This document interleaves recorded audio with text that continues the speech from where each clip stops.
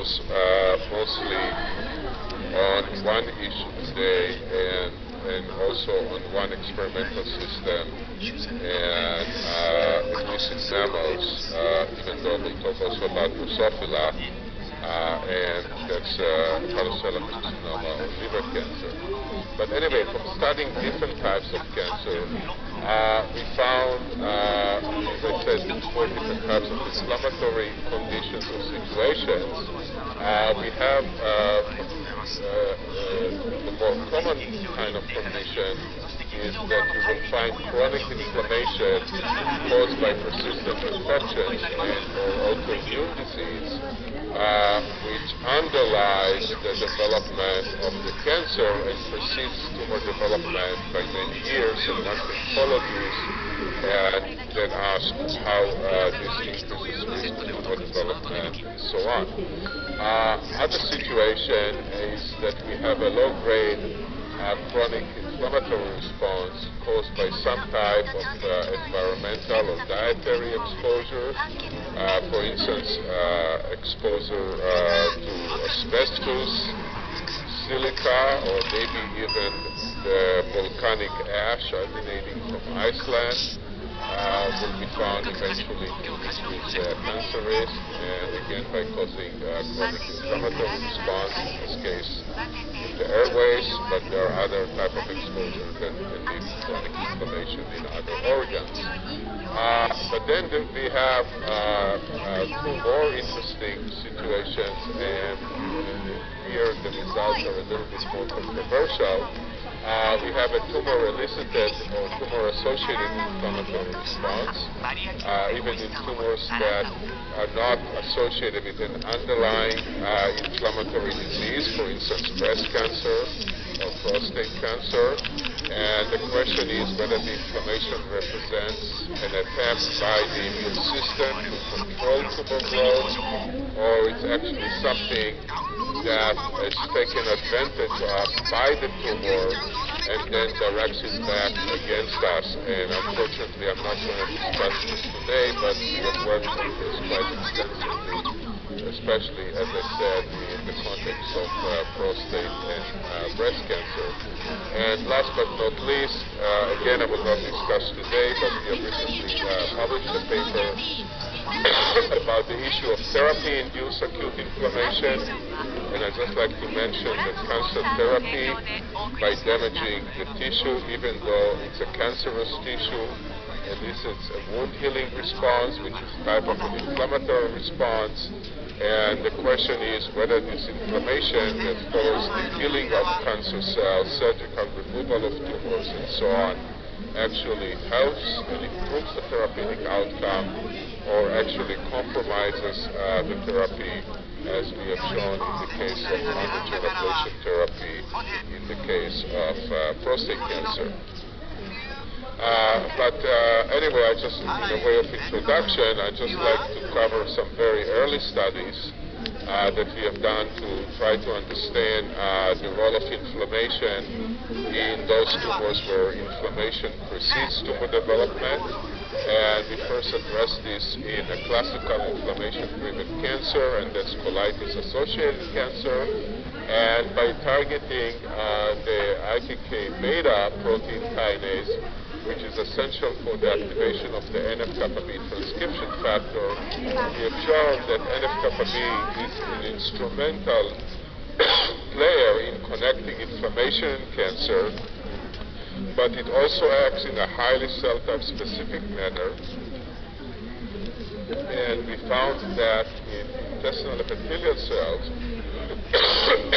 NF-kappa B mostly have a survival function, and by increasing the survival of pre-malignant cells, it drives tumor development, but it also has a cell extrinsic effects, being activated in this case in lamina propria macrophages, where it leads to production of growth factors that then act on the adjacent neoplastic cells and stimulate their proliferation. We and others have shown that some of these growth factors include TNF-alpha and IL-6, and since I'll get back to IL-6 later on, I'd just like to mention that IL-6 signaling leads to activation of the RAS/MEF kinase pathway, but most importantly, in the context of cancer, it leads to the activation of the STAT3 transcription factor. And we have shown that indeed, in the case of colitis-associated cancer, IL-6 produced by lamina propria macrophages leads to activation of STAT3 in the pre-malignant cells, and STAT3 is one of the key oncogenic transcription factors that drive the development of this cancer. And as I'll show you later on, it's going to be instrumental in the development of hepatocellular carcinoma, and work done in many other labs have shown that it's actually participants in alarmingly large numbers of solid malignancies.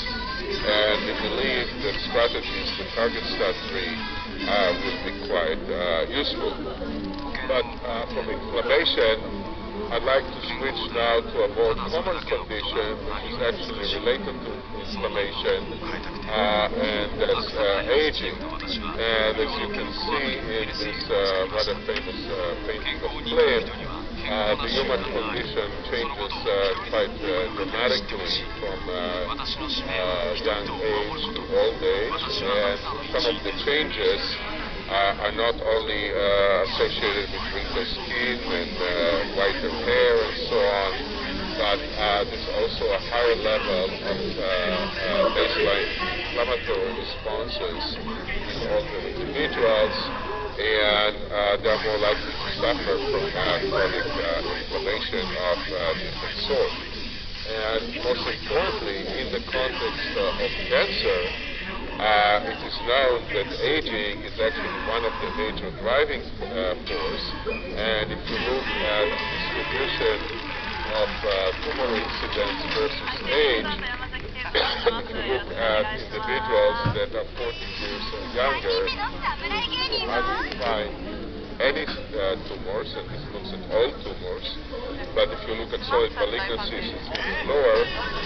And of course, cancer mortality is extremely low in younger individuals, but then it grows up with age, and there's a linear or even exponential growth of cancer incidence and mortality. And people have tried to develop different theories and different explanations, and I would like to offer you some different views on this later on in the talk, and try to come up with some mechanisms that may link aging, inflammation, and cancer.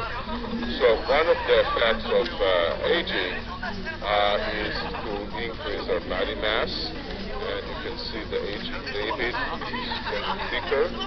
And not only aging increases cancer risk, but obesity increases cancer risk. And when this was plotted against different types of cancer, it was found that the one cancer that affects the cake is liver cancer or hepatocellular carcinoma, especially in men, where increase in body mass index can lead to up to 4.5-fold increase in the incidence of hepatocellular carcinoma. Some of you may be working on liver cancer risk factors, such as HBV or HCV infection, which makes liver cancer and inflammation-driven cancer.